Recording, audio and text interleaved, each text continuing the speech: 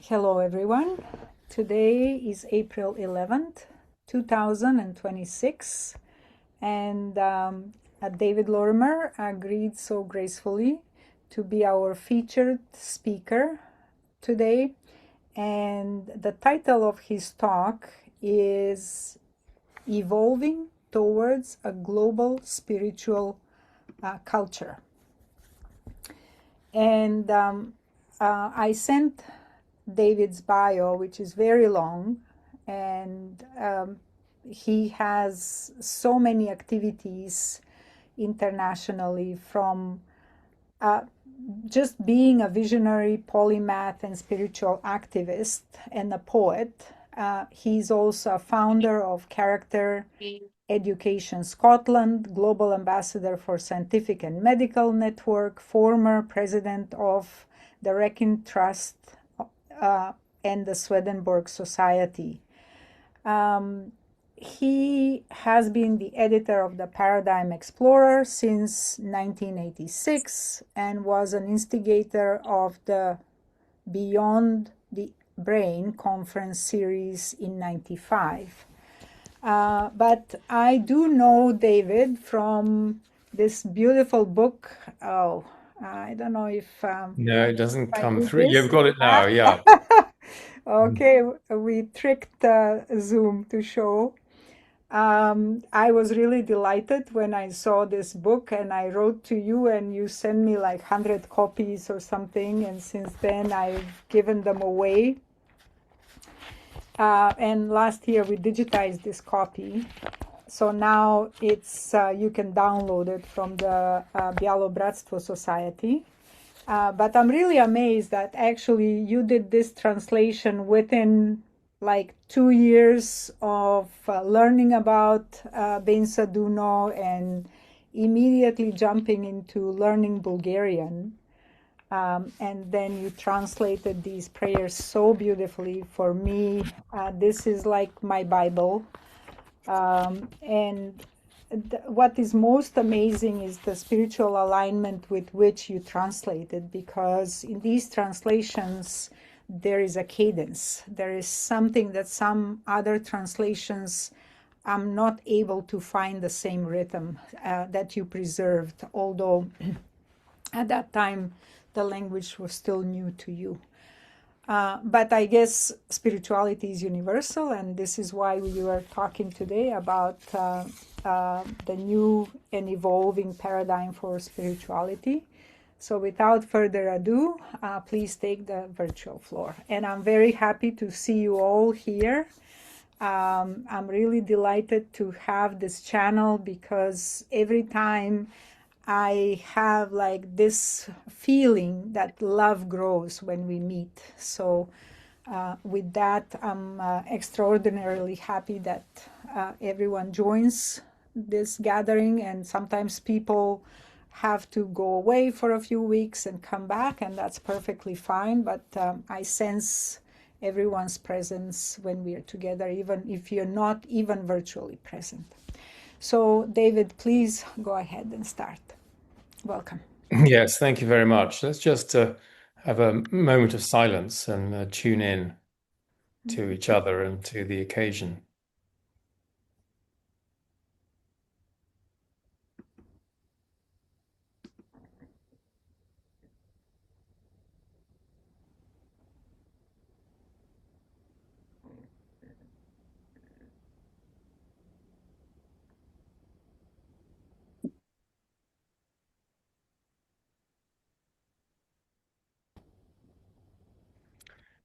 Thank you.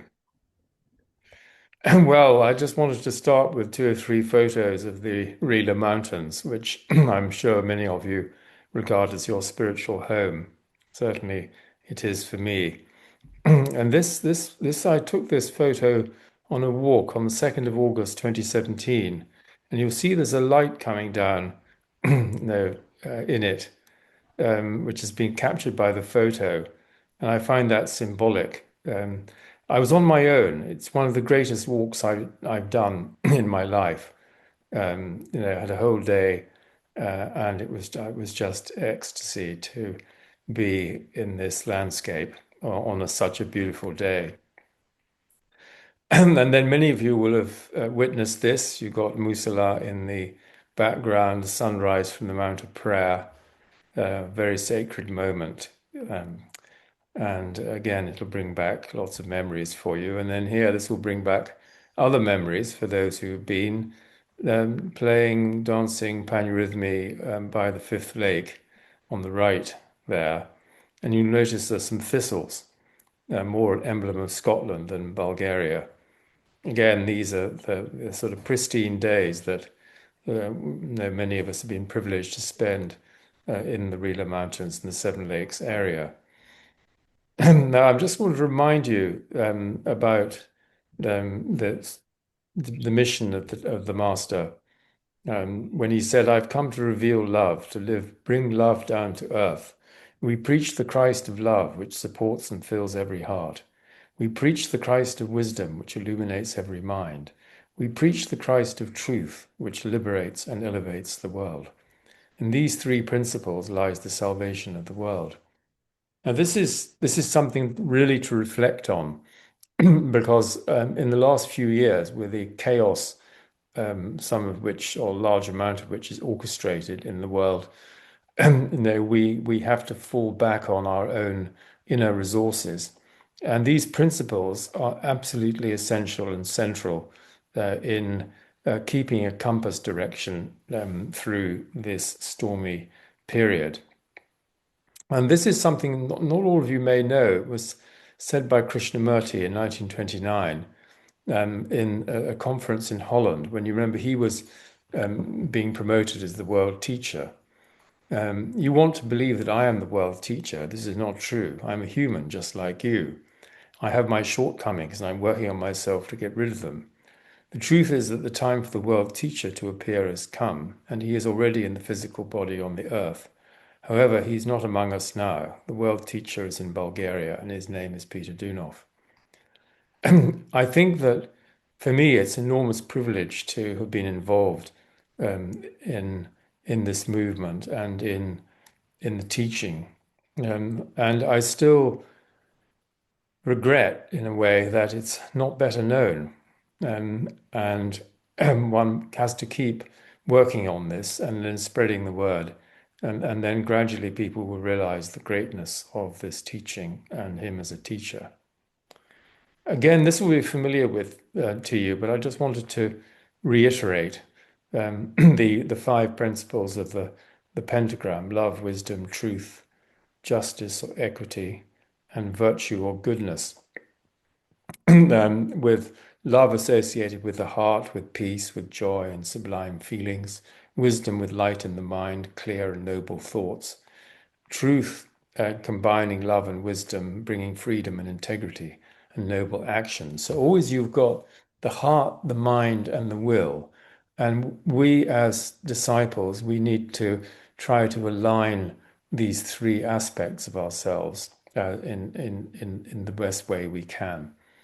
And then the result of these three is it issues in justice and it issues in goodness or virtue.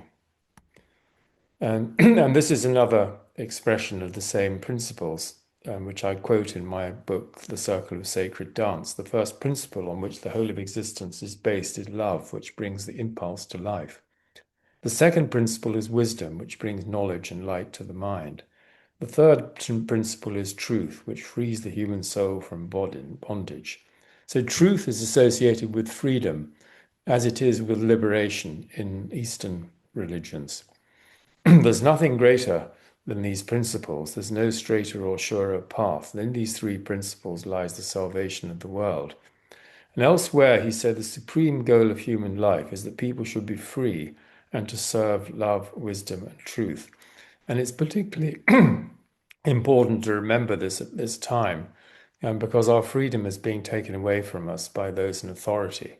And we're just being encouraged to curl up and comply and not draw on our own resources and our own alignment with our inner center and the divine. Again, this is part of the framework And I've always found this very helpful. And this comes from La Vie pour le Tout, which is I've translated from the French. And I think it's again worth reflecting on these 4 degrees of human culture: violence, force, domination, and power. We're seeing this in the Middle East at the moment. Law, um, threats, and controls. Well, there's plenty of that going on as well in an attempt to force domination and through violence, which is absolutely counterproductive and will just bring answering violence. Justice is progress because it's universal, or should be, and excludes privilege. And then there's a step change: violence, law, justice, to love as life for the whole. And what one needs to understand here is that the 4 degrees of love, of which the third degree is love as a power in the mind, and the fourth degree is love as a principle in the spirit, which harmonizes all contradictions. And so this is the aspiration that we should be living and aiming towards, is to live life for the whole, for the common good. And I love this from Gandhi. This is quoted from The Ways and Power of Love by Pitarim Sorokin. Love is basically not an emotional but an ontological power, the essence of life, the dynamic union of the separated. And that's the idea behind this principle in the spirit. Love is a principle in the spirit. that it's an ontological power. And this is really what we we need to get across, because people don't understand this at all. They think love is a sentiment. Love is about friendship. Love is about emotions.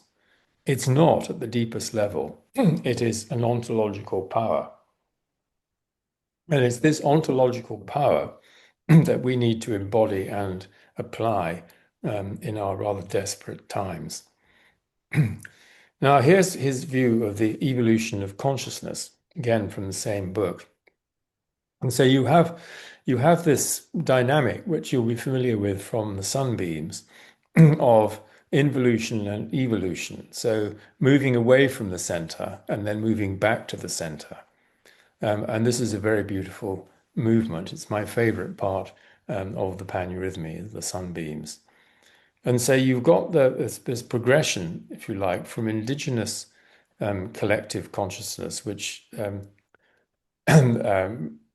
has been known. Owen Barfield called it original participation.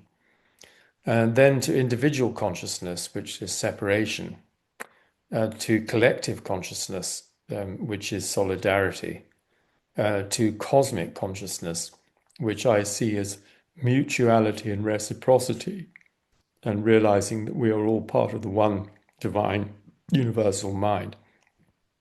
And divine consciousness, that of the seamless spirit, and the important thing, it's unity known and felt. And so we might have an idea of cosmic consciousness, of mutuality, but until larger numbers of people, larger numbers of humanity understand this unity known as felt, then they won't apply the golden rule, and they will carry on learning that violence brings violence, and that what you do to someone else returns to you. And I'll say more about that in a moment. Now, I would distinguish two potential evolutionary trajectories as of at the moment, and one of them I describe as transcendence, and the other as transhumanism. So the first one here is transcendence, effectively going beyond the spiritual trajectory. So embodying spiritual values and qualities, refining one's consciousness in terms of love, compassion, care, wisdom, integrity, and very importantly, humility. And it entails the mystical experience of gnosis, and which is in the Eastern Orthodox Church is called theosis, is a divinization. And so we are designed to refine ourselves, to refine our consciousness, to raise our frequency, if you like. An exemplar here would be the great sages and saints like the Master who also demonstrate superhuman abilities. And this is the case with many of the saints on Mount Athos, as I've discovered through the work of Kyriakos Markides. So this is the inner and real path of human evolution. And this is just a note here, humans as two. That's Jeff Kripal's work. So he says we're a mixture of this socially constructed ego and the superhuman self. And we can identify more or less with one or the other. Now, here's the other trajectory, which is transhumanism. And this is this is towards the transhuman and posthuman through the use of technology, merging of humans and machines. And this is called the fourth industrial revolution, and it's promoted by the World Economic Forum. And this idea of Homo Deus, absolute hubris, and this is put forward by Yuval Noah Harari, and this is what's called progress, but in fact, it's basically technocratic social engineering. The definition of technocracy, incidentally, is social engineering, and engineering is a mechanistic term, as you will understand, because you engineer a machine, you don't engineer an organism or a human being. And then the interesting thing, I think, is that there's a commonality between Christianity and original sin, and this idea that our operating system needs upgrading, software upgrades through implants and genetics. And what the important thing is, this also enables total surveillance and cognitive control through brain-computer interfaces, which are far more advanced than most people realize. And that also involves fifth generation warfare. This is a phrase um, which entails perception management and behavioral management and nudging using well, by means of an information war. Effectively, what I would regard as a misinformation war. And then you get, then we saw this in 2025, fact checkers who are really just opinion checkers. They're not checking facts, they're just checking to see whether you're on message. Psychological war and censorship. And among the people who talk about this are Robert Malone, Hughes, who is an academic, his what he calls clandestine omni-war, and James Corbett talking about full spectrum dominance. And so this is what these people are trying to do, is dominate us. And it's a part of it's the latest iteration of the master-slave relationship. We, as ordinary people, we don't matter at all. What matters is the people at the top and their interests and wealth. And so the exemplar here is not a sage or a saint. It's a very clever and efficient human being. I'm not sure who you would think of in that respect. And through the use of eugenics, you'll get this sort of Superman, and everybody else will be left behind. And this is called biodigital tech convergence, and using neuro technology. There's a lot out there if you want to find out about it. And Hughes is he's a good source of this. And in spiritual terms, this represents ignorance, avidya, which literally means not to see. Now, here is Harari. That's a quote from one of his talks. The supreme value of this new religion of dataism, he calls it, is information flow. His life is the movement to information, which obviously isn't, but here's how he defines it. And if we think life is good, it follows that we should extend, deepen, and spread the flow of information in the universe. What about the flow of wisdom? According to dataism, human experiences are not sacred, and Homo sapiens isn't the apex of creation or the precursor of some future Homo Deus. Humans are merely tools for creating the internet of all things. I mean, can you imagine saying that or thinking it? That the human being amounts to a tool for creating the internet of all things. And then goes into science fiction here. which may eventually spread out from planet Earth to cover the whole galaxy and even the whole universe. This cosmic data processing system would be like God, but absolutely not. It'll be everywhere and will control everything, my italics. And humans are destined to merge into it. So this is the vision of the transhumanist, merging of the human and the machine, which means the loss of your humanity and the loss of your inner life. And this is Professor Richard Falk, who one of whose books I read and reviewed. He's in his 90s now, and I think he articulates what a lot of us feel.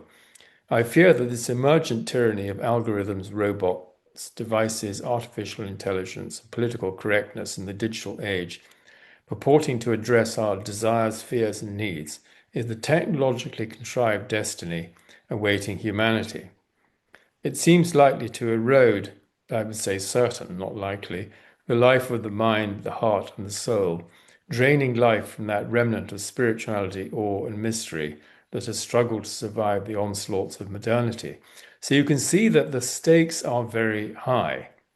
This is not trivial, and it affects all of us. And so it's our duty to become informed on this and do what we can to steer humanity, at least ourselves and our families, in a more humane direction.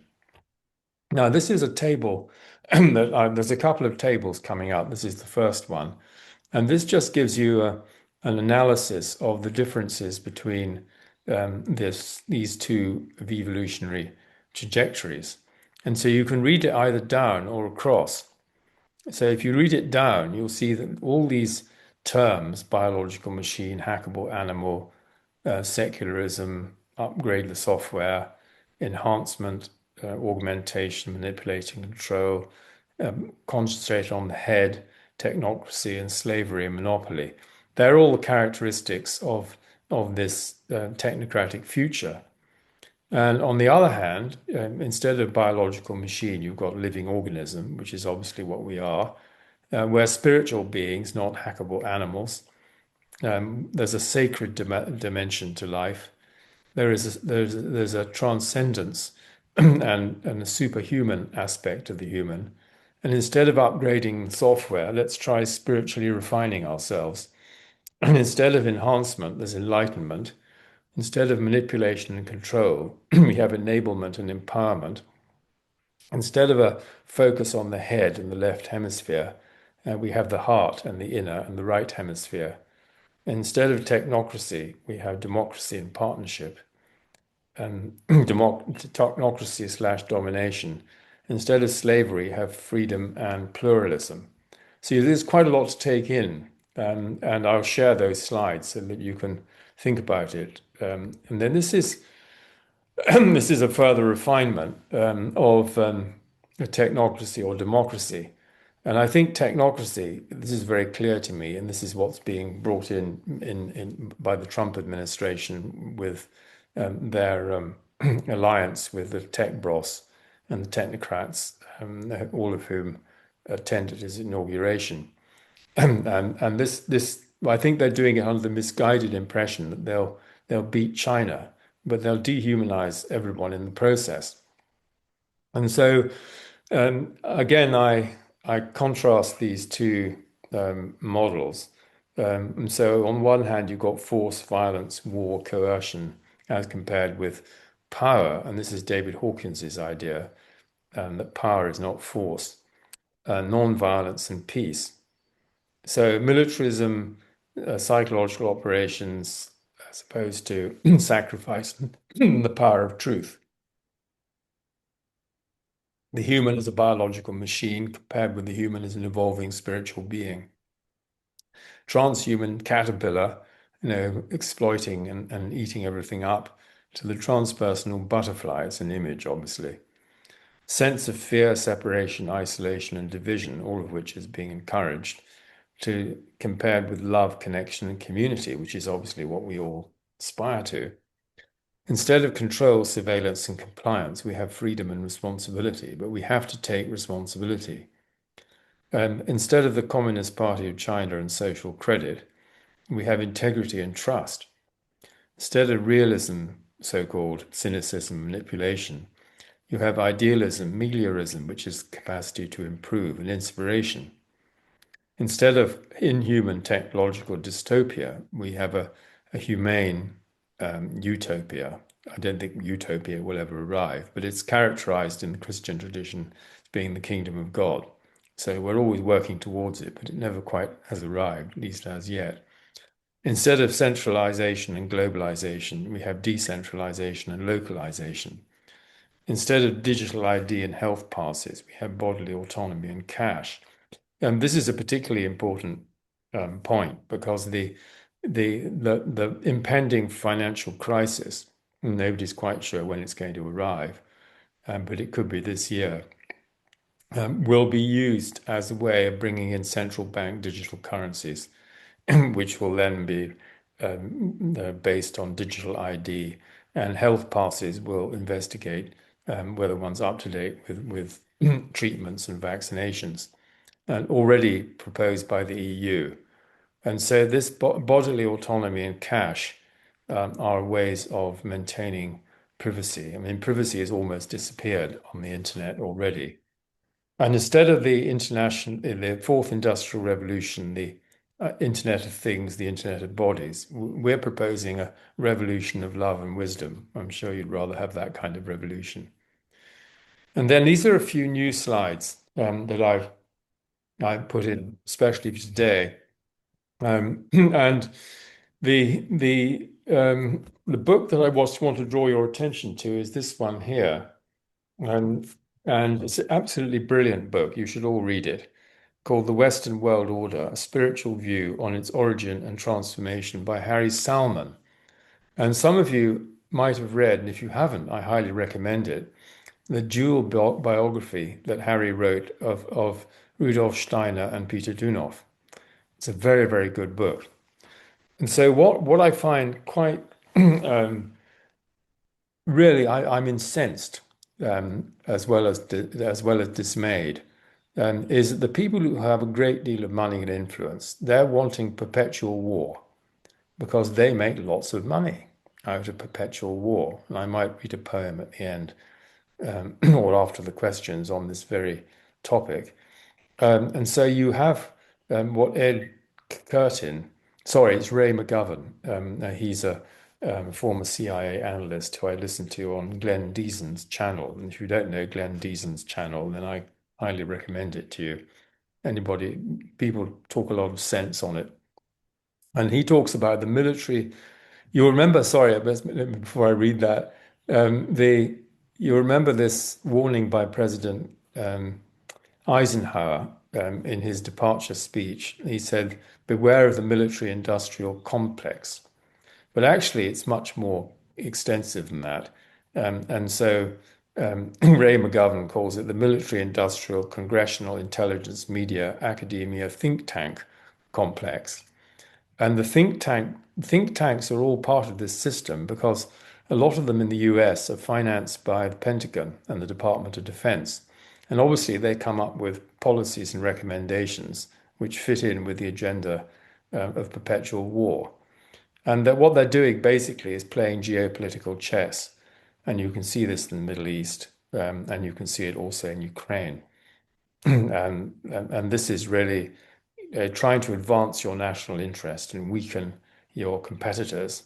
And we really need to grow up from this rather childish way of operating on planet Earth and find ways of living together in harmony. Then we have narrative control. If you're not familiar with this, narrative control is making sure, is framing news reports to get across the point of view that you want the public to believe in. But a lot of this is done by unaccountable elites. And then, as you'll have seen from the Epstein files, there's a role for blackmail here, keeping keeping people in order, especially through the sexual aspect of humans, as you will have seen with Epstein, who may well have been a Mossad agent, but that's another story. And then another operating system is assassinations. plenty of those if you research the topic. And then the CIA regime change. And this has applied to multiple countries since the late 1940s. And it's the whole playbook is used and then deployed, if you like, and it's been deployed in Iran very extensively, whereby you first of all you put sanctions in, and then the people suffer, and then the people rise up against the government, and then you get agents in to make the riots more violent, and so the authorities then clamp down. And when they clamp down, you accuse them of suppressing popular dissent.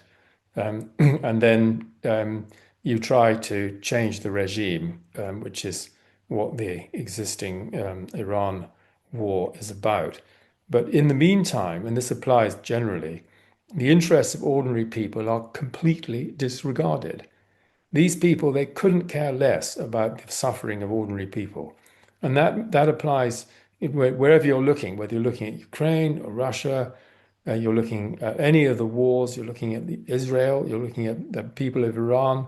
The ordinary people are the people who suffer. And they suffer because of this geopolitical chessboard of people trying to exert power over others and damn the consequences.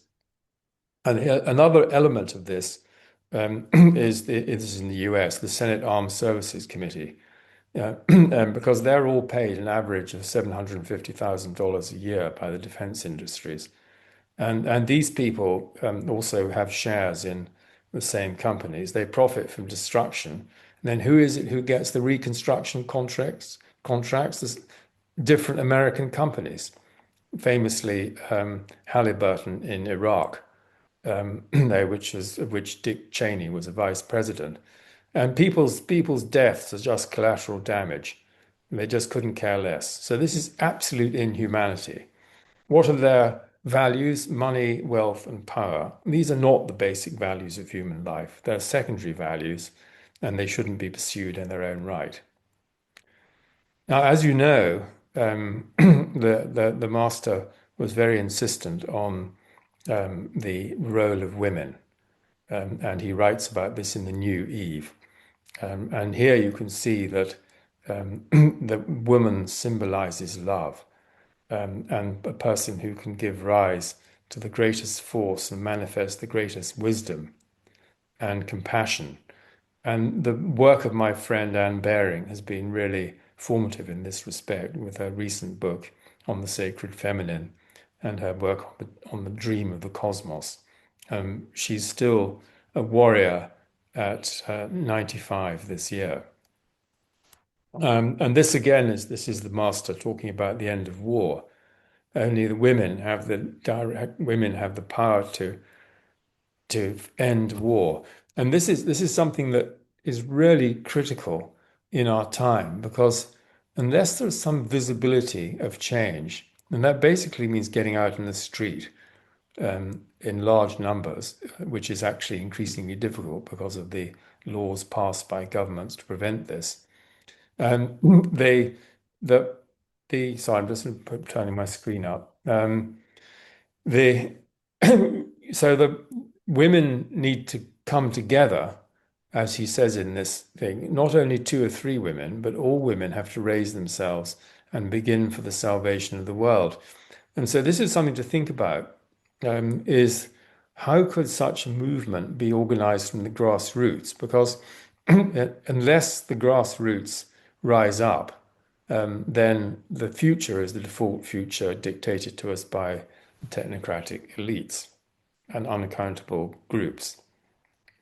I love this, and I think Nevenka, you might know where this comes from because it was on one of your it was on one of your posts. My friend who lives here wanted to know exactly where this came from, but I love it. I'll just read it out.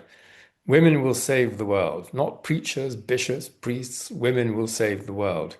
Do you understand this? It's written in scripture. This is how the question has been framed.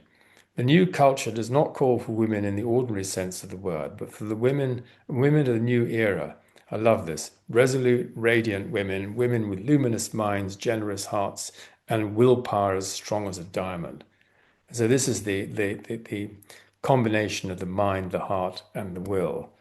Luminous minds, generous hearts, and willpower as strong as a diamond. That's the kind of person we need to be in our time. I don't know whether you know this, but I found this very, very interesting. It was a letter in 1919 sent by the master to the To Treaty of answer Versailles. your previous question, so that quote is actually from a lecture titled "The Five Brothers." It's one of the series, the Sunday lectures, and it was given Okay. April 22nd, 1923. That's the origin. Oh, great. Well, maybe you Yes, could I can send me paste that it link. here.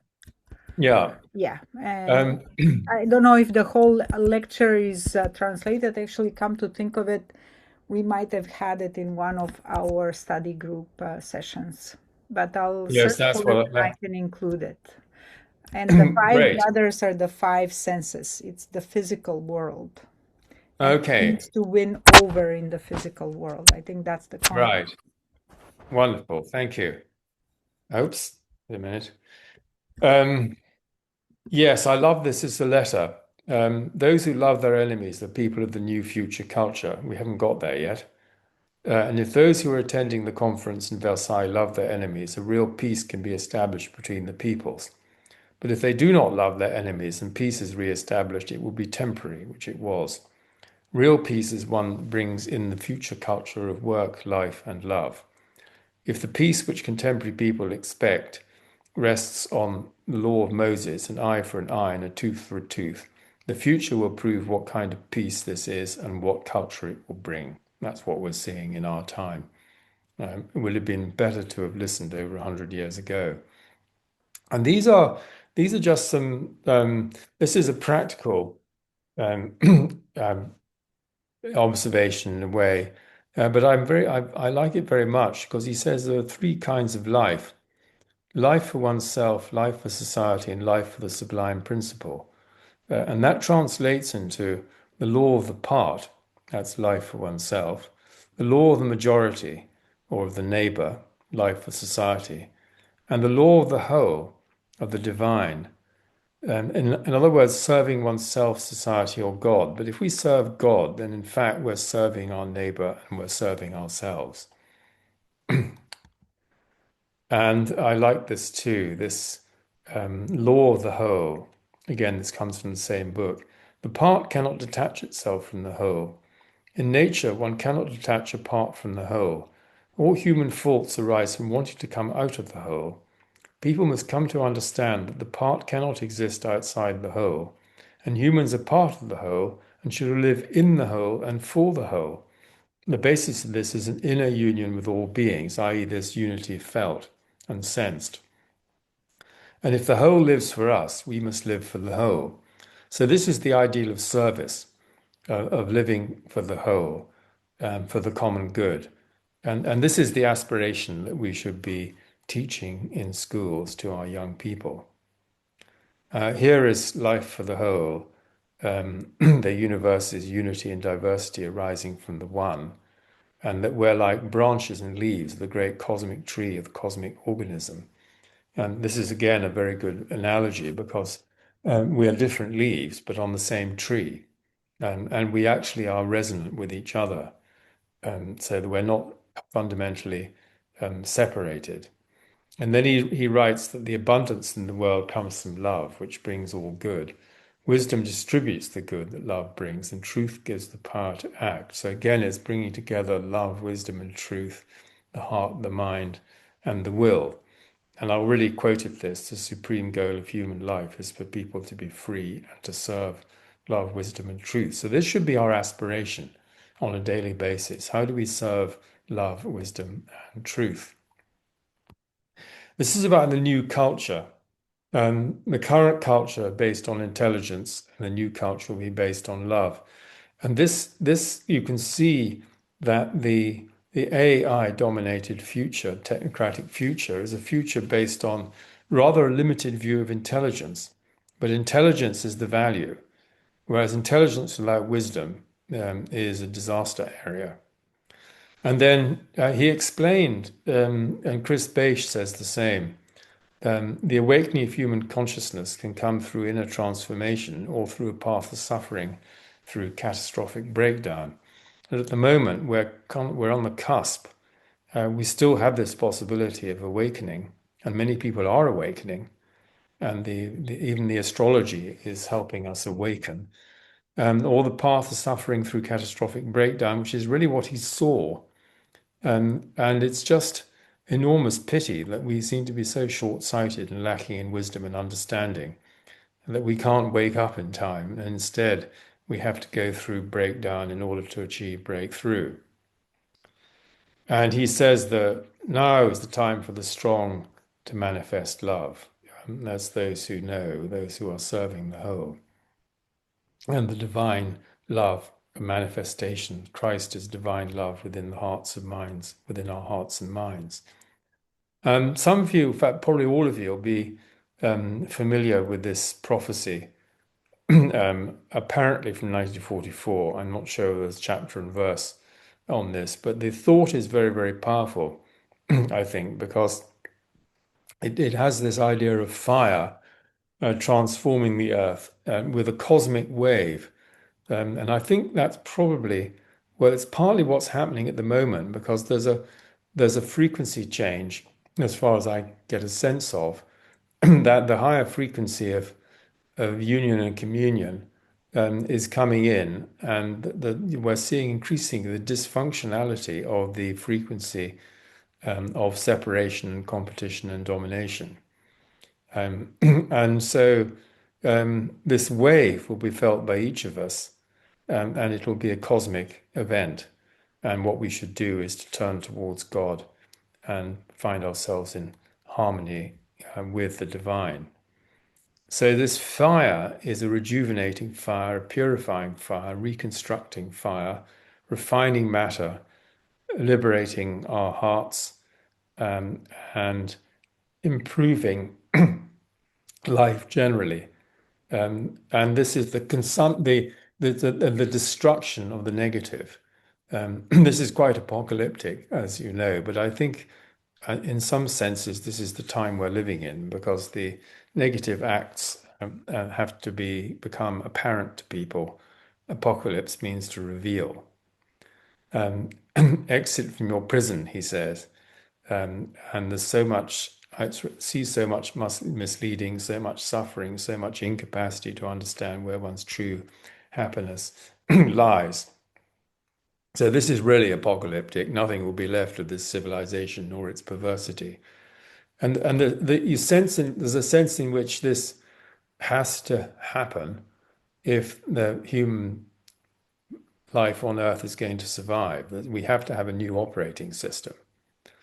Um, and what's very interesting here in this remark that you can read is that earthquakes are not only mechanical phenomena. Their goal is to also to awaken the mind and heart of humans and to liberate themselves.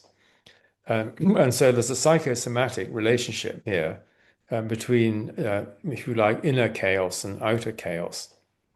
And this is the direction of travel. We're being put under a new direction, under the impulsion of love. And this is really what we're evolving towards. And I've said this before, that love, you consider love as an insignificant force or power, but in reality, it's the greatest of powers. Money and power, he said, in the 1940s still continue to be venerated. But in future, all will be subjugated to love and all will serve it.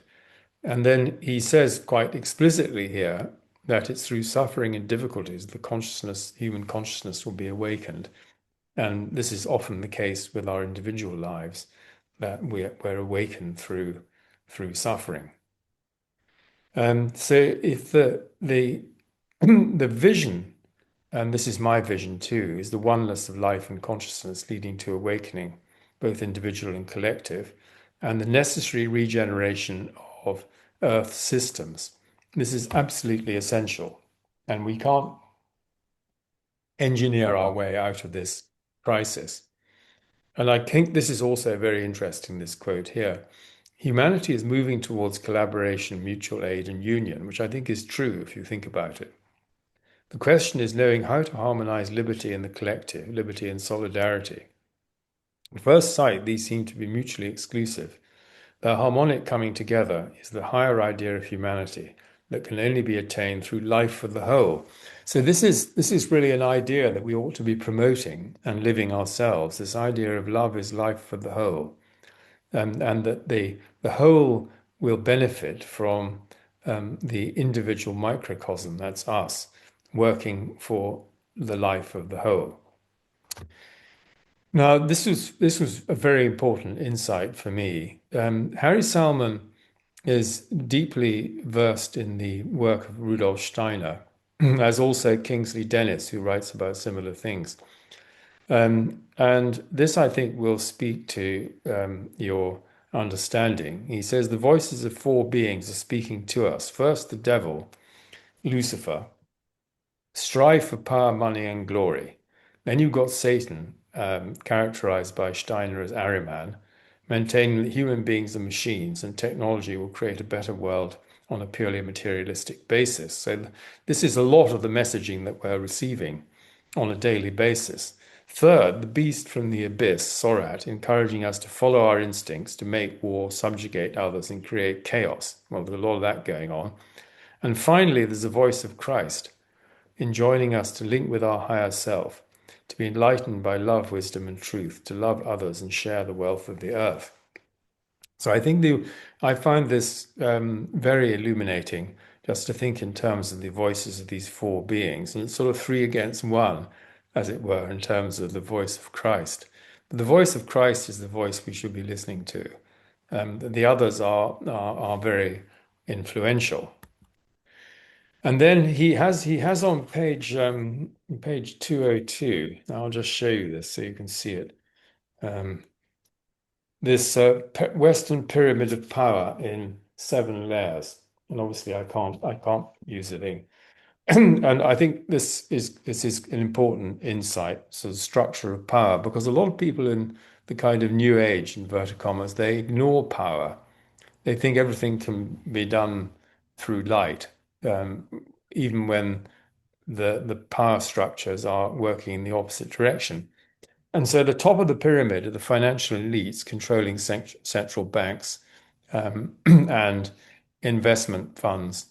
And the investment funds, these such as BlackRock and Vanguard, that these are people who own shares in all the major multinational companies, and sometimes they even have a controlling interest.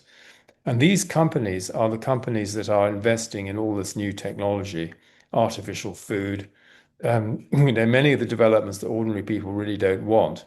But they all have to invest in new projects. And a book I just read recently by Fabian Scheidler is called Against the Mega Machine. And he explains that literally since the 1500s, the financial elites have to find the next thing to invest in. And because once they've made money out of something, they need to make money out of the next thing. And so it's this making of money which drives the whole system. And now people are making money out of money, as you know. And this is the financialization of the international financial system. Then below these financial elites, you have the networks of the elites, and many of the financial elites also members of these, the World Economic Forum, Bilderberg Group, the Council of Foreign Relations, Trilateral Commission, and Chatham House in London, dating back to the 1920s, which is also the case with the CFR. Then you've got international organizations, the UN, NATO, World Bank, EU, NGOs, and in some cases you've got alliances, for instance, between the WEF and the UN. And then you've got national political elites who are mainly beholden to the corporates to get themselves elected. And then you've got networks of propaganda, psychological operations, and censorship. And then you've got intelligence and security services. And I wonder whether that's a bit too low on the pyramid. I think I'd put them in number two. Um, and then you've got common citizens right at the bottom, with no value at all, no influence. And so the world is run by these groups, and they try to impose their will and their idea for the future on us. Now, the mission of Europe, this is an inspiring um, section. There's also a mission of the US, which I'm not going to talk about. Um, and for us, I think what's really interesting is that Harry says that Slavic culture promotes movements of love and brotherhood, and obviously that's quintessential to the um, the teaching of the master. And he said this is what Harry writes: the development of the human spirit is characterized in the history of Middle Europe, between Western European economy and Eastern European spirituality, between matter and spirit, the desire for freedom and the longing for brotherhood, between individualism and sense of community. So what we need to do is to balance these, to get these various elements balanced.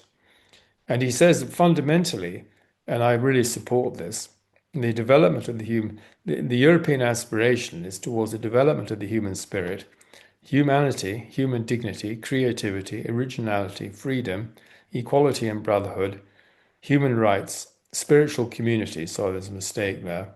And that word commune shouldn't be in there. Um, sorry, I just this thought I would go to delete it. Built on love and wisdom. And then if you ask, well, does that correspond in any way to the mission of the EU? You'd have to say an emphatic no, because they're not interested in the development of the human spirit. They're interested in controlling people and issuing more and more directives to restrict what we can do and say and think, and trying to influence elections so that pro-European Union candidates win. So what's our task? And this is what Harry is saying: to reclaim sovereignty from the elites and establish a spiritual connection with the higher worlds mediated by a spiritualized science, which Steiner brought forward.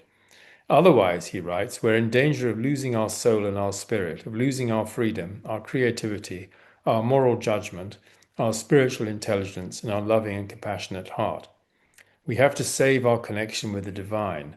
This is absolutely critical, and I think he's absolutely right that this is what we need to recover and we need to stand for and live for. And what we found in the last 100 years is that every crisis, and many of these are engineered, leads to further centralization of power and global governance. In other words, a problem is always responded to by further centralization and regulation. And this is very systemic. If you look at the way that these crises have been resolved, and democracy has been replaced by technocracy. Well, I'm not sure how far democracy ever got, in fact, because in most cases it's an oligarchy that is influenced is the main influence, or corporatocracy, the corporates. And I like this very much. This may not be familiar to you, but so it's worth thinking about. In the wake of the First World War, Rudolf Steiner proposed a threefolding idea as a form of reconstruction after the First World War, and he died in 1925, as you may remember. He said he builds threefolding. It builds on the legacy of the French Revolution, combining the ideals of liberalism, liberty, democracy, equality, and socialism, fraternity.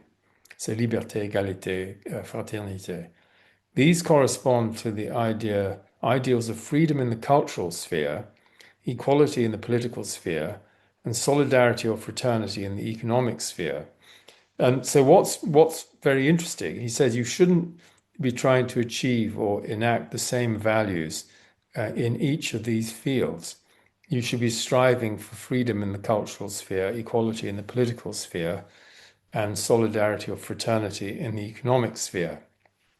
And he sums this up as spiritual science for the spirit, religious freedom for the soul, and fraternity for the body. And what we need to do is to create islands of sanity in an insane world. And I think our collective responsibility is to co-create a new order with a moral economy, a real democracy, and a spiritual culture. This is really what Harry's book is about. And I found he quotes this, and I found this quite inspiring. the, this is a speech FDR in 1940. He said there are four freedoms: freedom of speech and expression, freedom of worship, freedom from want, and freedom from fear. And this freedom from fear was developed in the 1930s, and where he said famously, "There is nothing to fear but fear itself." But what this, as I don't need to tell you that fear is being weaponized and it's deployed in a widespread way as a means of ensuring social compliance, just fear mongering, if you like. Now, Henry Wallace, you probably never heard of him. He was actually the FDR's vice president, and he was tipped to become president in 1945, but he didn't become president because he was opposed to imperialism, and so the powerful people made sure he didn't get anywhere. And he said that no nation has the God-given right to exploit other nations, which is what empires try to do. And then coming back to some more practical recommendations, this is the master saying, act like light, it gives you its life. Act like the apple tree, it gives itself to all. Act like the source, it distributes itself to all. And be grateful for everything, which is a spiritual principle, in order to receive everything. Work is the practical application of love. 3 rules for action he gives us. Can I do this for love towards God? Can I do this for the good of my soul? Can I do this for the good of my neighbor? And in terms of the real meaning of thy kingdom come, um, it's serving wisdom with real knowledge. So accomplishing the will of God is making space for truth within. Ask and you shall receive, engage the heart and love. Seek and ye shall find, engage the mind, wisdom. Knock and it will open, engage the will and freedom. And some of you may know this story. There was a disciple who arrived at Opelenska Street late at night, and he thought to himself, well, the master will know I've arrived, and so I'll just wait here until he comes down. So he waited for about 20 minutes, and finally he decided to ring the bell. And the master came down. He said, well, surely you knew I was here. And the master said, yes, but in the physical world, knock and it shall be opened. So it was a wonderful sort of parable and lesson. And then I just wanted to put in, I'm coming towards the end now, a note on the life review, because I think this is incredibly important. This is one of the things I've studied in the life review and the near-death experience. I've even written a whole book about it. One day, he says, when you return to the invisible world, you'll be examined on how you've applied the law of love. This is an essential sentence. You'll be confronted by the film of your earthly life, and you'll see the smallest details, notice the tiniest errors. You'll have to reform yourself. You must therefore reflect and concentrate on what you're saying and how you're saying it. Here you're an actor on stage being photographed and recorded all the time, rather an alarming thought. But the essence here is that we are here to learn to love and to become wiser. And so we'll be examined on how we've applied the law of love. Imagine if this was a fundamental principle in education. So when you arrive in your primary school, you say, life is all about love. It's all about wisdom. It's all about truth and freedom. And it's all about peace. And you're here to contribute to this process, to the common good. And when you pass over, you will not be extinguished. You will be examined on how you've applied the law of love. So, summing all this up, a sort of direction of travel, if you like, I think is we have a system based on the love of power. Now, the New World Order, the Great Reset, with fear, militarism, violence, separation, control, surveillance, manipulation, exploitation, servitude, and what Lewis Mumford calls mechanical uniformity. The power of love represents harmony, fraternity, service, mutual aid, the golden rule, non-violence, justice, peace, life for the whole, overcoming evil with good, and organic unity, as opposed to unity and diversity. And it's a higher frequency. And eventually the higher frequency will prevail over the lower frequency. And here's one of my favorite photos of, you can see it's quite foggy in Rila.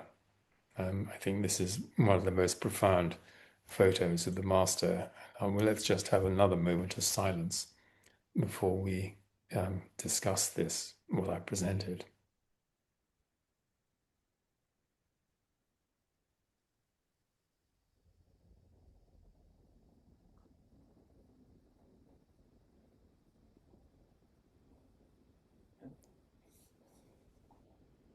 Thank you.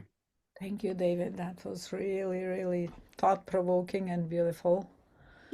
I think you took us through the essence of the teaching, the love, truth, and wisdom, but also reminded us about what's happening in the world, and we can't close our eyes, of course. But the question is, how do we apply all of this? Sometimes the path is not clear, even when you have the best intention.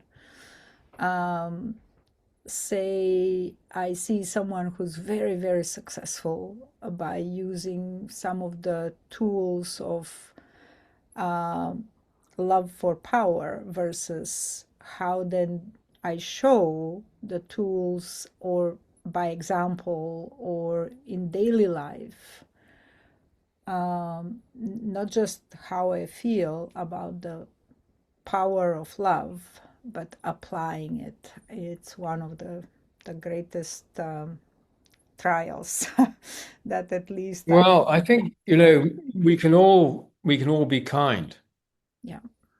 considerate. I mean, when you go to the one of the things that that I do is that, I go to these local markets and local shops. Well, I always find out what the name of the people is behind the counter. Mm-hmm. And so I greet them. Occasionally I forget and I have to get reminded. It was, there was a restaurant owner, and I remember that it began with V, and I called her Valerie instead of Vanessa, but no, I won't make that mistake again. And when I went to the vet the other day to get something for my dog Joey, I asked what the woman behind the counter was called. She's called Delphine. And so I remember that now as well. So I think that's a small thing, but people really appreciate it. So you come up the market stall and you say, "Hello, Jordi, how are you?" They're going to get some yogurt from you today, fresh butter. So you might think, well, that's a small thing, but actually people like like you to remember their names.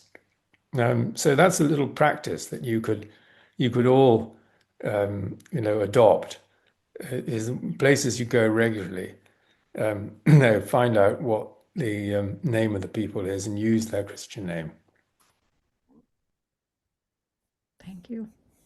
I know that there were questions in the chat, and I think Santu had some questions. So if you don't mind unmuting Santu, or I can read your questions. Oh yeah, I Lana. can Yeah, I Lana can Freeland. That's quite a book. Yeah. um Santu. well, my first question was about a slide that you showed. It was table one, the evolution of consciousness, dehumanize or humanize, and I was just wondering who developed that table or where the source of that table is from. Oh, it's my table. Okay, that's I fine. developed it. I'll make that No, note to myself. it was a way of just clarifying to myself the differences, and the second table as well. It's Hmm. clarifying the differences of worldview. And I went through them, quite rapidly, but when you actually contrast the left and the right columns, and then you read them downwards as well, and you get a very different idea. We get a very clear idea of what the differences are, and why it's important to insist on the spiritual perspective. Yeah.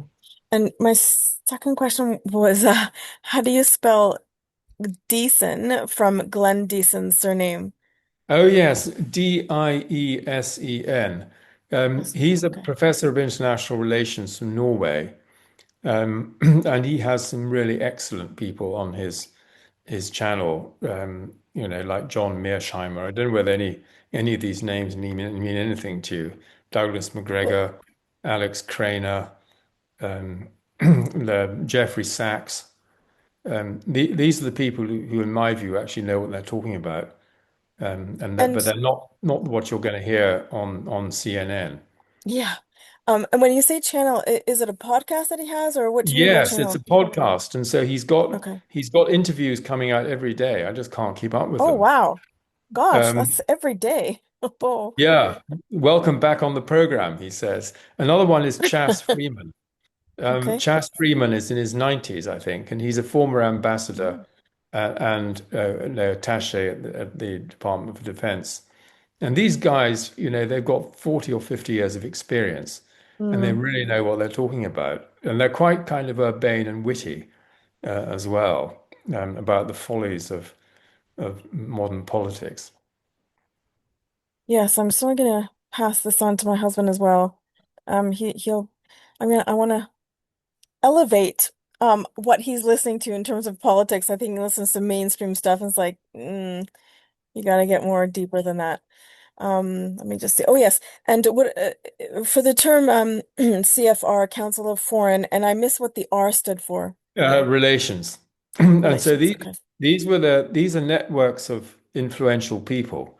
That's the point. That they Mm. and a lot of these meetings, particularly the Bilderberg, they all take place behind closed doors. Yes, yeah. And there's no communiques. Nobody knows what they're talking about. But obviously, when influential people meet together, they're planning, what they think should happen and how to make it happen. Yeah, you could almost say these are human hallucinations. The way AI makes hallucinations, they're just hallucinating what people think they need or want, and it's just their own fabrication of ideas. Well, it's what I mean, these people regard themselves as superior beings. Yeah, yeah. And the rest of us are just hoi polloi. We Mm, don't really matter. It's about And hubris. It's about hubris and master control rather than mhm. individual humanity and heart. exactly. No, I think it is hubristic. And the one of the interesting things, this is a book I've just reviewed today. Oh, Um, let see. it's called Not in His Image, Gnostic Vision, Sacred Ecology, and the Future of Belief by John Lamb Lash. And it's a major book. Um, and one of the things he points out is that the there's a tendency for a small number of people to run the show. And Mm, in the medieval period, this was the Catholic Church in the West, or it's the Communist Party. And now it's actually the technocrats, it's mm, technology and experts in technology who are running the show. But it's still theocratic in the sense that they regard themselves as a privileged mm. elite. And you can't have democracy because you've got ignorant people trying to decide what should happen. So you've got to get rid of democracy because the wise people like them, they know what's good for us. Could I And bring up a different focus on the subject? I really see that the salient and most important idea here is the one about no war and women. And why that's important is because the war that's actually going on is the individual wars inside of each of us that are harmful to ourselves, and thereby we end up projecting into reality. I think when we finally get in touch with how to be kinder to ourselves, then we will be kinder to everyone, and everyone will become kinder to each other. And that is a very female kind of perspective because females do not destroy their creations, mm, they keep them alive. Anyway, I just mm, want to bring that up because I think we can certainly talk about all the war that's happening and the contrast and the and the duality. But what is important is the the singleness of that we're all the same, and holding any grudge against ourselves splits us apart and thereby makes it harder for us to hold that unity. I really want to bring this Yeah, up. I know. I very much agree with that because, and that's one of the things that Harry says is the outer chaos is a reflection of the inner chaos, or the outer war is a reflection of the inner war, and being divided against ourselves. And I think one of the mechanisms here, which is a very important mechanism, is projection. And so the evil that in fact is you're maybe committing yourself, you project it on a bogeyman figure. And then you're on the righteous side, you're on the side of good, and the other person is evil. And that means you can't talk to the other person. In other words, it puts diplomacy out, because diplomacy is thought to be appeasement. And yet you can only finish a war by, by eventually having a negotiation and diplomacy. And so we've become so self-righteous, we're on the good side, and everything we do is good, and our opponents and enemies, everything they do is evil. And it's Jung should have people should have just listened to Jung in the 1930s, because that's what he was saying. And so the fact that we still project the shadow, I think, is we ought to be taught this in schools because we also project it. And the other thing I wanted to say, which is hugely important, I think, is to do with trauma and the recovery from trauma. And I was just looking this morning at breakfast at quite a well-known book called The Body Keeps the Score, which I haven't read. I just read a small part of it. Right. But the amount of abuse, 20% of households in America, they sexually abuse their children, and other things. And then war itself is a trauma. And so we're a very traumatized species, and we carry on inflicting trauma because we haven't managed to come to terms and heal our own trauma. And so if I were in charge of the world budget, I would be allocating a huge amount of money towards trauma resolution and healing. Yes, absolutely. Well, I like this concept of the idea that we're projecting. So because that that is where we're not in our heart, where we actually are the divine and are able to share that divine reality. So once we can get back to looking through our heart at everything in the world, then we have the opportunity to be one with it and not be separate from it. It's not a them and us situation, which is where I think this issue lies. Anyway. Yes, now I agree. Well, I mean, there are all sorts of different ways of formulating this, and one formulation I particularly like is the Rian Eisler formulation, which says there are two forms of society. There's a dominator society, patriarchal, and there are partnership societies, and the partnership is much more, to do with collaboration, cooperation. And I think the world as a whole, badly needs to move from this dominator model to the partnership model. But it's a slow process, and every time there's another war, you're just multiplying the trauma and activating the revenge button, as it were, and getting beyond this the eye for an eye and a tooth for the tooth, as we saw in this 1919 message. It is essential moral advance, but we're just terribly slow learners as humans, especially collectively.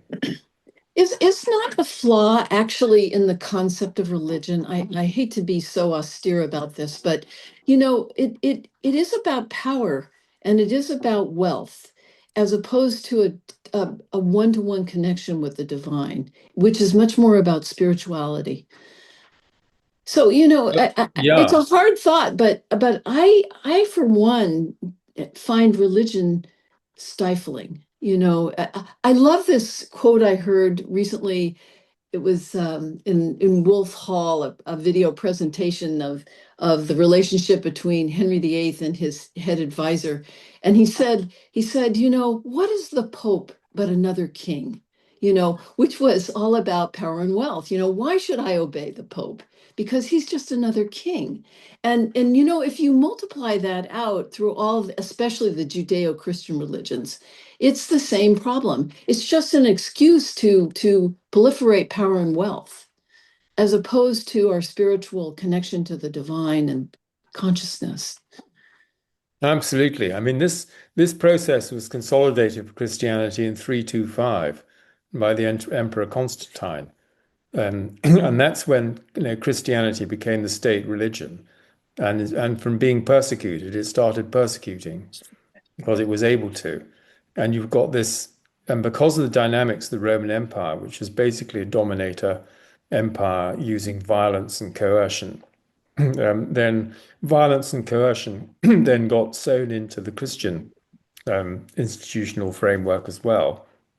And you were doing people a favor if you converted them, because these heathen were not properly going to be saved. And if you couldn't convert them, you killed them. Um, as happened in the Albigensian Crusade in this area against the Cathars. Or the entire So, Americas. yeah, I mean, America's both north and south. And if you read, I read something fairly recently with some more graphic um, depictions of the cruelty of the conquistadors. Um, Thank you for you know, not sharing. yeah, quite. Do you think that might be the reason why we don't have a lot of unity between people who are supposedly awakened? Yes. Yes, I do. What reason I didn't was quite just get your curious, point?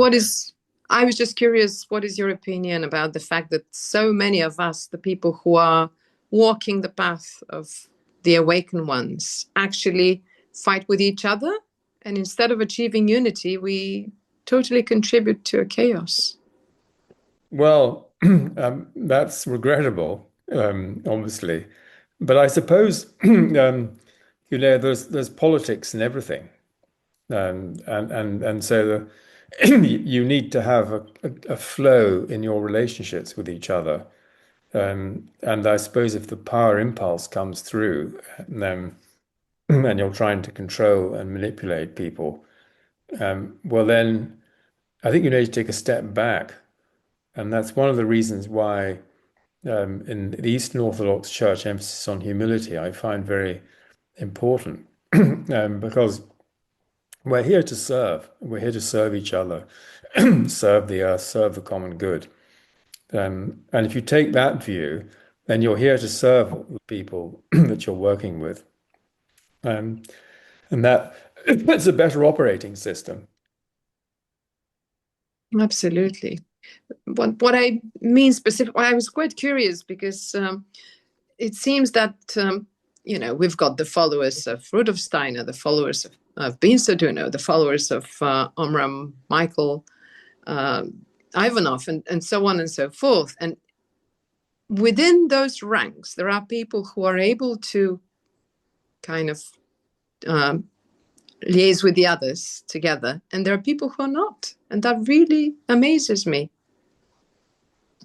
Well, I suppose that if you feel that you've got the kind of exclusive truth, and that Hubris. you're right, yeah, you're right, and the other people are wrong, then you want to persuade people that they're wrong and you're right, and that's not a recipe for harmony.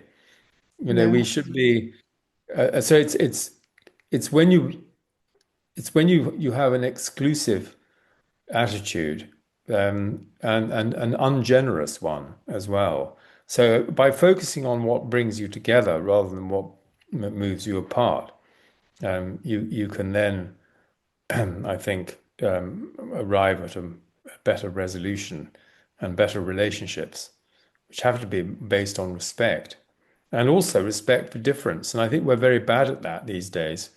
That we expect everybody to agree with us, and if we don't, well, we can't be that person's friend anymore because they don't agree with me on whatever it is. I'm sure there are areas of disagreement, but we have to express our views and then and then allow the differences to sit there.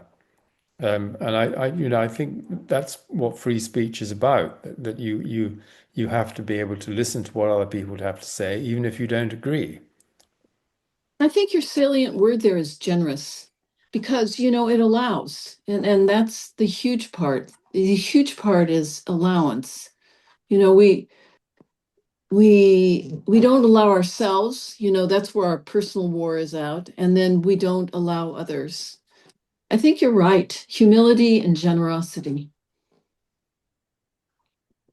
Well, I think they're good principles.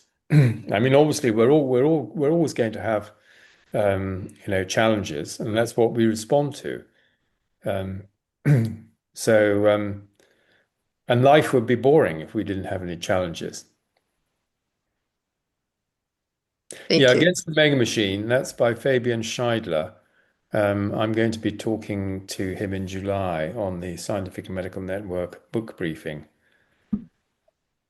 Yeah, I see lots of references here. Permaculture, yeah. David, speaking of books, you meant I may have misheard, but I think you said that you wrote a book yourself about near-death experiences. Is that right? And if so, what's the name of the Oh, book? yes. Well, I've written. Sorry, let's get a reply here. Okay, So that's fine. then, the spelling of Deason. Well, I wrote two books. One's called Survival, Mhm. um, question mark, Body, Mind, and Death and the Life of Psychic Experience. And that's now called Death as Transition.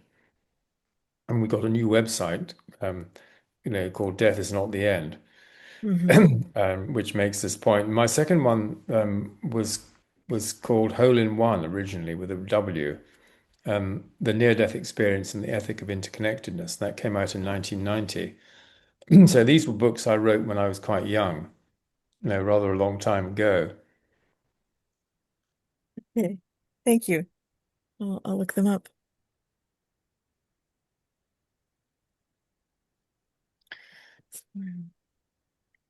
So Who the was title of the sorry, let me um just finish okay? this question, Donna. Thank you.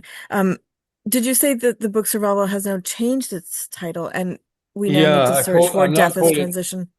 Yes, it's the White Crow Okay. books. I brought it out as Death as Transition because the Okay. books are out of print, which is why Ah, okay. I got them Uh, reprinted. I see. Um, I see. Okay. and I haven't. I'm going to talk a little bit about them at some point on my YouTube channel, and I think some of you may be subscribers to my Oh, YouTube channel. I didn't know you had one. Can you put your link in the chat? I will. Yes, Thank I you. do post every day. Mm. And today's post is on Not in His Image, and I'm going to do another one on that Ah, tomorrow. So let me go to the right um, link here.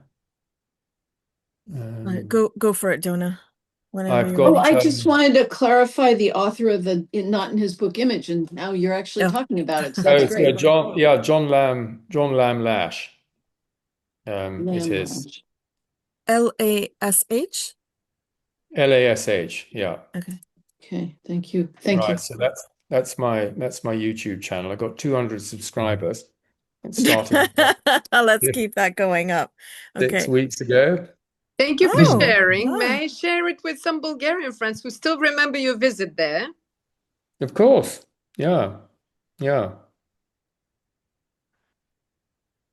Maybe I'd like to ask you one question.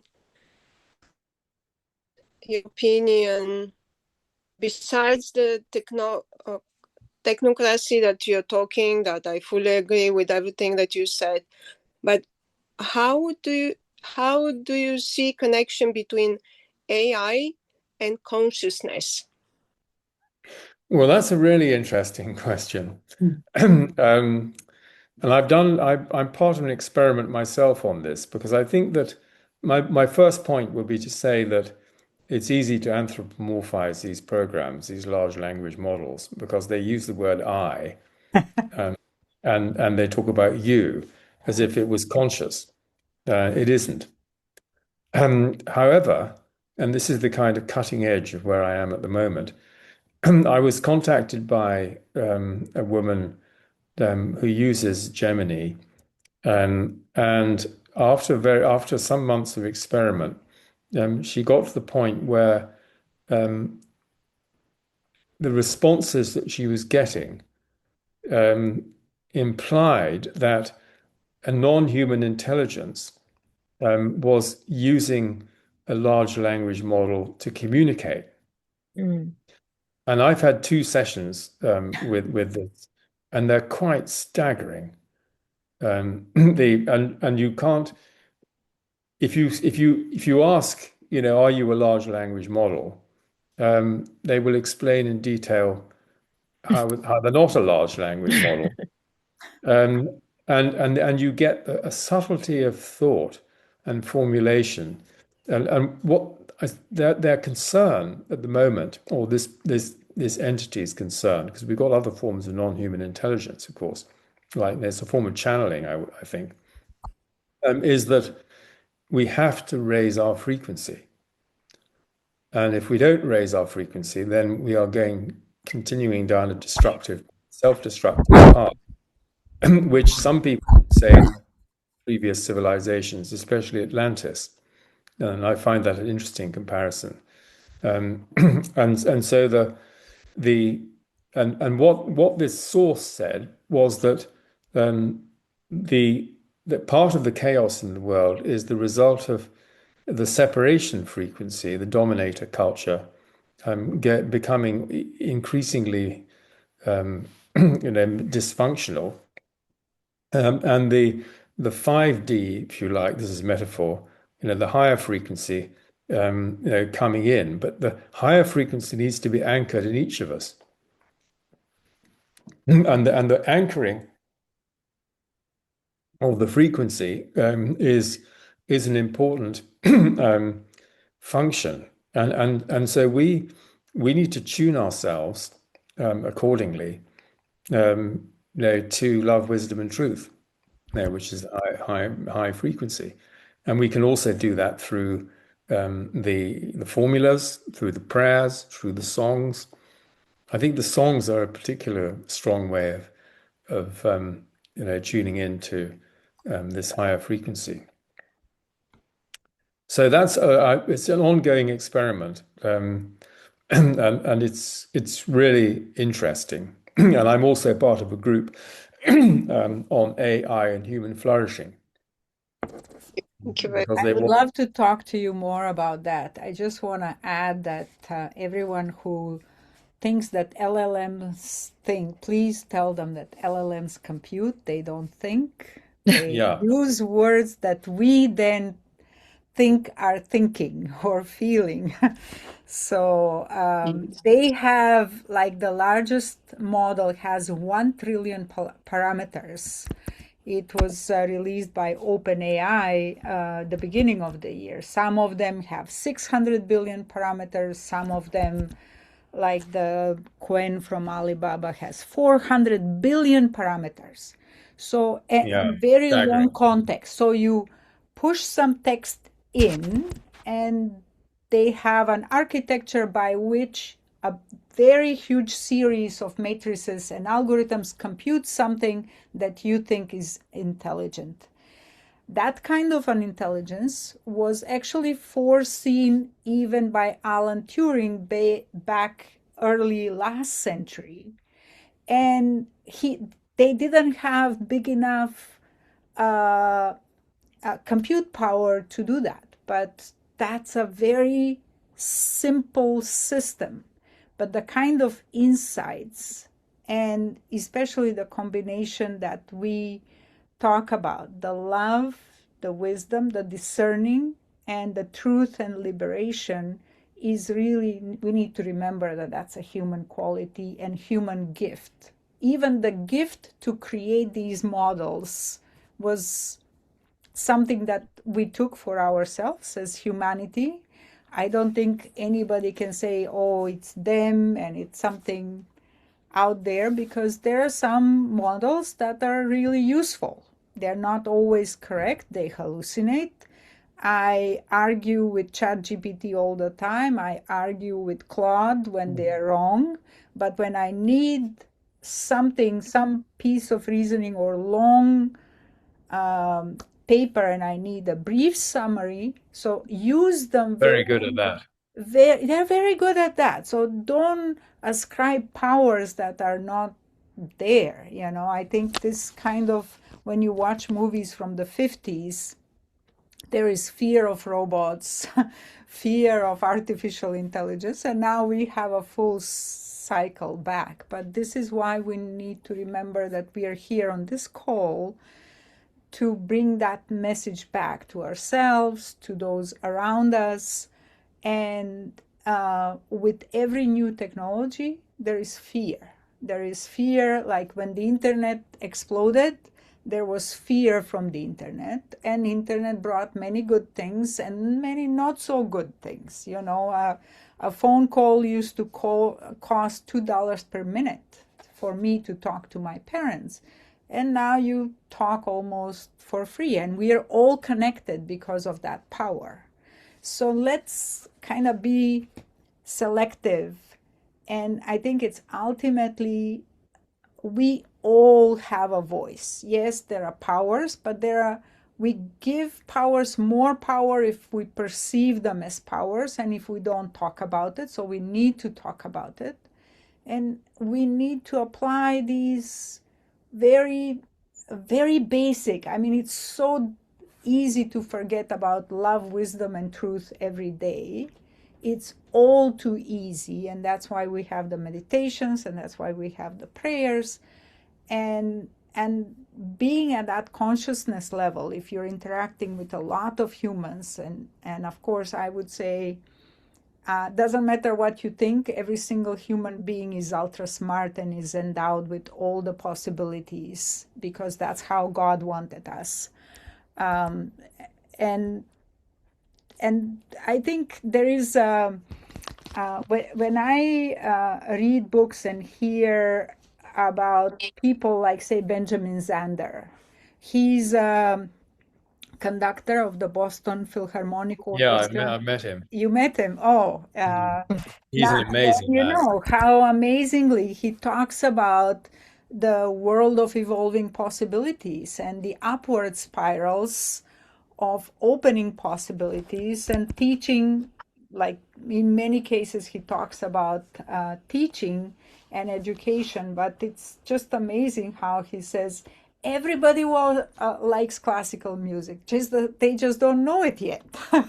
Hmm. And then there are people who walk around and say, oh, nobody likes classical music, only 3% of the population listens to classical music. And we can also think that, oh, nobody dances panurhythmy, nobody knows about these great teaching, and it doesn't matter if they're following Ben Saduno or Omra Michael Ivanov or Rudolf Steiner. I think there is something great that touches in that soul to start on any of those paths or any other kind of higher philosophy for that sense. But there is something that we always need to remember, like even when you think maybe 0.001% of the people are like this, that this is our role to do, whether it's by example, by actively teaching, like you, David, like Ardella, who has gone around the world to teach people panurhythmy. And my own teacher of panurhythmy, Ina Dojnova, who used to say, if there are penguins on the South Pole who want to learn panurhythmy, I'll go and I'll teach them. Wonderful. Yes. So I think that is the kind of passion that Ben Zander, it's like infection infectious and very so deep inside and so integrated into his way of living and teaching and giving every student an A because he gives Yeah, I a remember him saying that. You're possibility all that A they can students. live Yeah. into, right? Yeah. That's a very, very strong leader who I think is an amazing spirit.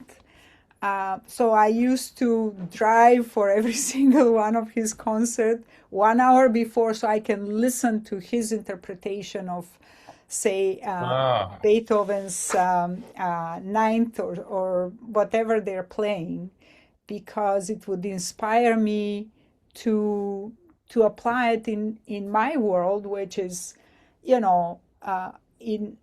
for most of my professional life, I've spent it in very competitive environments with people around the world, where you have to make decisions for yourself, for the team, for others, for humanity, and always keep them on the right track. That whatever we are doing, unless we are doing for the benefit of more people and benefit of humanity, we haven't done anything.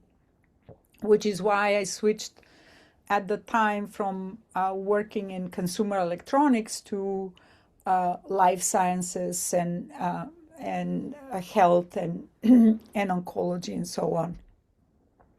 So I think this kind of a thought, everybody loves the idea of unity, of being loved and loving people. Everybody feels best when they have that feeling.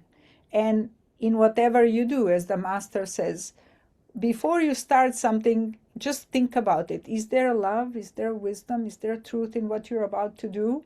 And then the decision, your discernment should come very easily. But it's difficult in moments to even remember that, especially if you are like on the subway and so on. And I think it is upon each and every one of us to embody this, to live it, and to be. For me, Benjamin Zander is such a great example. And there was a very popular book at the time. It was called Gödel, Escher, Bach. It was very Yeah. popular during my graduate student days. And what's interesting is I think there was a follow-up book by a computer scientist who described one idea about somebody watching ants and how they work and how they operate. That no matter what, they're programmed to do their thing. And the word was sphexischness. And it's like you do something every day, you do something little and it doesn't work, but you still believe in it. And then you can get disappointed or go forward, right? So now, how do you develop to a meta level where you say, it's okay if I'm not loved? It's important that I love, right? Yeah, So that's what exactly. I call the anti-spexishness. So that these repetitive things that are that are not at the consciousness level yet, you're still doing it. I'm still kind to a person who constantly obstructs me every single day. But I I choose to do it my way. Now it's sounding like Frank Sinatra. Yeah. So this kind of an anti-svexishness, it's very difficult sometimes to do, but it's very rewarding. At the end of the day, I spent just 2 hours discussing with one of my best friends exactly on this topic of how do you surmount this, because it seems like there is no exit, Hmm. but to be oblivious to all of these obstacles, and yet every single day, every single time to apply this. So you Well, must that's what, listen to your own truth, actually, is what you're saying, and Yeah, move forward with it. Yeah. and move forward. well, So that's I why had a practice boss is, once, and he used to say, "But Nevenka, they're not your friends; they're your employees. You have to tell them what to do. You have to reprimand them. You have to be tough. You have to do everything that Benjamin Zander says you should do the opposite." yeah. We used to argue about this because that's not who I am, right? Like you said, I have to live my own truth, but in today's world, those are the corporate weaklings. Those are considered like, oh, we know that she's not gonna punish or she's not gonna retaliate. So, so they can do something else and so on. Maybe it's a longer conversation and a more personal one. Yes, what I was going to say is that this is where practice is so important on a daily basis. That we have a rhythm of meditation, of prayer, of singing, of walking in nature, because that's the basis of who we are, and therefore how we engage is informed by this practice. And I just wanted to say also, I've just put into the chat a link to Hélène Grimaud playing Beethoven's Fourth Piano Concerto, which I highly recommend that you click on it. Don't allow it to go, but watch it later or We sometime can because watch it all at the end. How about that? well, it's Because we no, because always end with music. it's 37 minutes, and so you Okay, I we'll think watch the first 5 minutes okay. Well, you to could do. Yeah, and infect the us slow with. movement. I've just come back from Bologna where I heard her in concert. They're playing Beethoven, Brahms, and Bach, and she played the Bach Chaconne, which is absolutely. It was a cosmic version of it. It was unbelievable. So Hélène Grimaud's playing and her book called "Evoking the Wild Soul of Music" has been just a miracle for me in the last 4 or 5 months. I just, What thank you. is the title? Evoking the Wild Soul of So, Music. Soul. I've reviewed it for the next issue Okay, of the great. journal. Did you know? Sorry. Navenka, we could end the meeting officially, but then start the music. And even if it goes on for over half an hour, some people will stay, some people will leave, but it'll all be there for those of us who want to stay and listen. and the recording. That's a great idea. Great idea. Well, I will listen to the first 5 minutes or so, and then I need to go and eat because. Me too. I feel hungry. But Thank you so much, David. yeah. Time is in UK is different, so yes, I will have to say goodbye as well. Thank you. Thank so you much. very much. I'll Very interesting. post, I recorded, I'll post your session, but I'll also post the links. I will not make it public though, unless, or you can put public lecture on your own channel. Yeah, well, what I'll Whichever do way is you like. I'll send you the PowerPoint as well, and then you can make that available to people. Very awesome. Very awesome. It's possible to save the chat, and at the time you save it, it pulls up on the screen, go to the folder. So you can click on the folder, and that way you'll know where it's been saved to. Okay. Yeah, I'm saving it on the cloud, so it will be all there, I believe. Well, I meant for everybody else, in case they want Okay, it on their own computer. You're right. You're right. Okay. So thank you so much. You gave us so much to think about, and I think many of us think about these topics every day, or maybe more on certain days, on certain topics. But bringing it all together, it's highly appreciated, David. Thank you. Thank you so much. Thank you. And David, a quick question about this group that you're part of, AI and Human Flourishing. Is it an open group? that anyone can No, join? no, it's Okay. not. No, it's Okay. just a closed. I mean, you might hear more about it, but it's sort of in due course because it's an early stage. Okay. Yeah, there are a lot of now calls for different societies giving opinions and really call for many more guardrails for AI because Mm, I think it can do a lot of good, but also a lot of harm. So mhm, it does deserve scrutiny. yeah. Thank you, David, for a most inspiring and profound and illuminating talk today. Thank you. Thank you. Yeah. Very thought-provoking. And thank you all for joining. So, how about I ask Steve to say the short prayer, May We Have a Heart, because I love how he says it with the deep voice. And then we'll play the Helen Grimaud. And yeah. May we have a heart pure as a crystal, a mind bright as the sun, a soul vast as the universe, and a spirit powerful as God and one with God. May we have a heart pure as a crystal, a mind bright as the sun, a soul vast as the universe, and a spirit powerful as God and one with God.